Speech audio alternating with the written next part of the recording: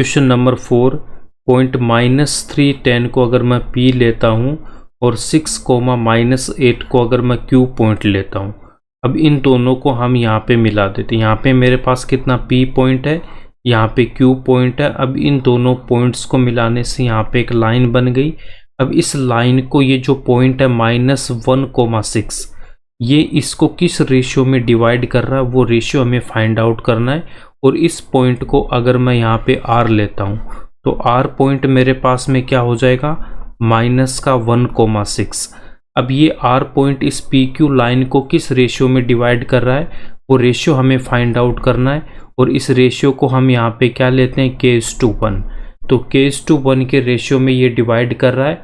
तो K की value हमें यहाँ पे फाइंड आउट करनी है। K की वैल्यू फाइंड आउट करने के लिए हम यहाँ पे सेक्शन फॉर्मूला का यूज़ करेंगे।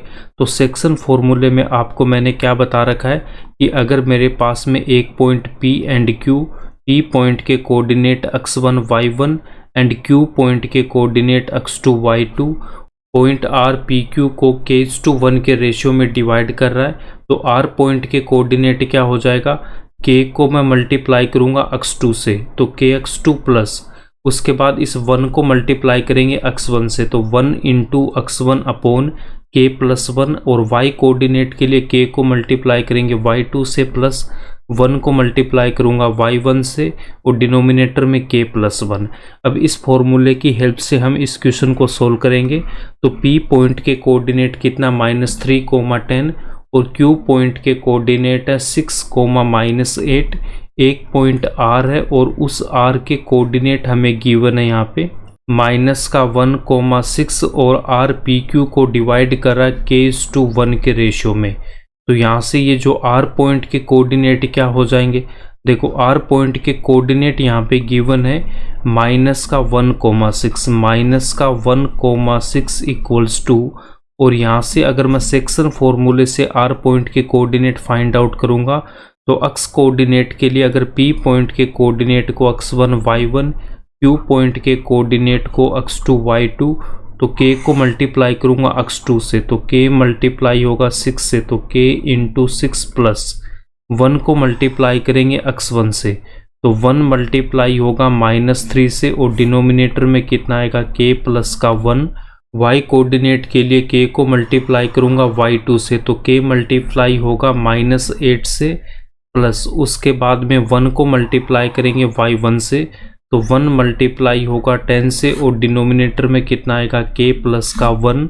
और यहाँ से इसको जब मैं सोल्व करूँगा तो R पॉइंट के कोऑर्डिनेट कितना आ जाएगा आपके पास में, यहाँ से K इंटू 6, तो यहाँ पे कितना 6K, 1 को मल्टीप्लाई करेंगे -3 से, तो -3, डिनोमिनेटर में K प्लस का 1, और K को मल्टीप्लाई करेंगे -8 से, तो -8K, प्लस 1 को मल्टीप्लाई करेंगे 10 से, तो 10, डिनोमिनेटर में K प्लस का 1।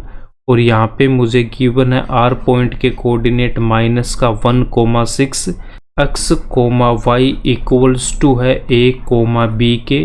तो इसका मतलब x equals to a and y equals to b।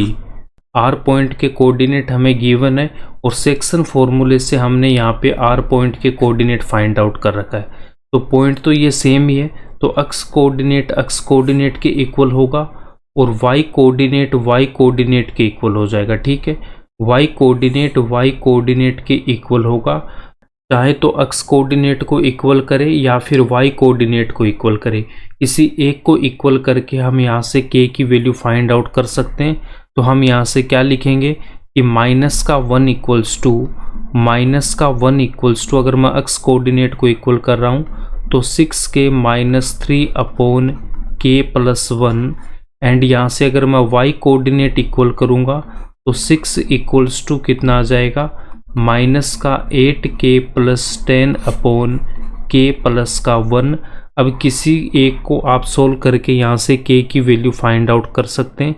तो अगर मैं इसको यहाँ से सोल्व करता हूँ तो K प्लस 1 मल्टीप्लाई होगा यहाँ पे -1 से, तो -1 से मल्टीप्लाई होगा K प्लस का 1, और इक्वल्स टू में कितना रह गया यहाँ पे 6K माइनस का 3, -1 से इसको मल्टीप्लाई करेंगे तो माइनस का K और माइनस का 1 इक्वल्स टू 6k माइनस का 3।